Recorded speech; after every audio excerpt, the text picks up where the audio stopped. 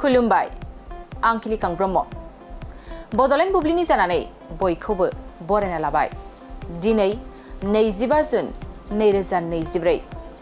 नोंथांमोननो बड'लेण्ड बुब्लिया दिनैनि साना मानि थाखाय मिथिजायो एबा दिनैनि सानाव मा हाबाफारि फालिनाय जायो नोंथांमोननो फारि फारि बड'लेण्ड बुब्लिया फोरमायगोन दिनैनि सानखौ डे अफ दा सिफारार डे महरै फालिनाय जायो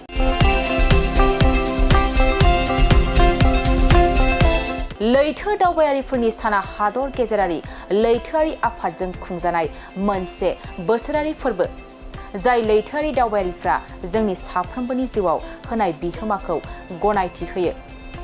लैथोआरि दावबायारिफोरनि बिफावआ गोबां समावनो लैथोआरि दारिमिन आरो सरासनस्रा सुबुंफोरजों बाख्नायजायो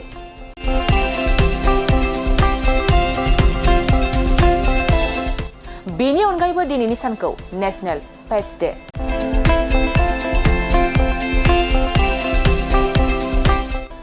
ग्लबेल बिडलेस डे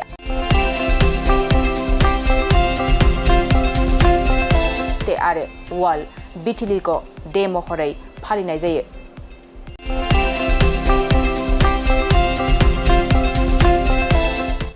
नोंथांमोननो बड'लेण्ड बुब्लिया दिनैनि सानाव मा हाबाफारिजों मिथिजायो आरो मा हाबाफारिखौ फालिनाय जायो फोरमायबाय गोजोन्थों गोजोनथाव खौरां नोंथांमोननि थाखाय मोनसे गोजोनथाव खौरां लानानै फैदों उदालगुरि जिल्लानि सिङाव थानाय डिमाकुसि नोगोराव नोंथांमोननि थाखाय अरदाब दा बड' किटचेन मुंनि गंसे गोदान हटेला गोजोनथाव खौरां लानानै फैदों नोंथांमोना बे अरदाब दा बड' किटचेन हटेलाव साहा कफि आइसक्रिम फास्ट फुड आखाइजों बानायनाय ग्रीन टि न'आव बानायनाय आसार गाइखेरनि एन्थाब आरो ओंखामजों जेरै अमा दाउ बोरमा साम' खुसिया अमा गोरान नाफाम बायदिसिना बर'नि ओंख्रिखौ बे अरदाब दा बड' किटचेन हटेलाव जानो हागोन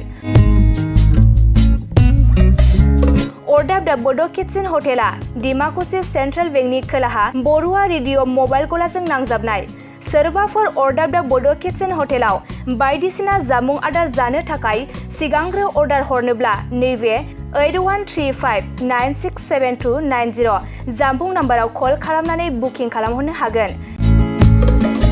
गोजोनथाव खौरां अरदाब दा बड' किटचेन हटेलाव गोबां न'आव बानायनाय मोजां जाग्रा आदारखौ मोननो हागोन